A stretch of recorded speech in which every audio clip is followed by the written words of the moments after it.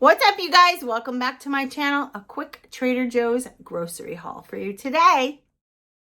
All right, so this recipe that I'm going to show you tonight needs chicken, so I got 2 packages of that. And I also got a bag of ciabatta rolls. I'm not going to have one of them, but they're great to make a sandwich as well. Some romaine lettuce, and the star of the show, I posted this on Instagram the other day. It's the Trader Joe's Caesar salad dip. Wait until you see how we're going to use this. It's absolutely delicious. Next is the corn chili salsa, which I love. And this is brand new, guys. It's got such high ratings. Can't wait to try it. It's the chicken soup dumplings. And this spiced cranberry granola is great to throw in some yogurt. And when we want to make pancakes, this is the flour that we've been using, the gluten-free all-purpose flour by Trader Joe's.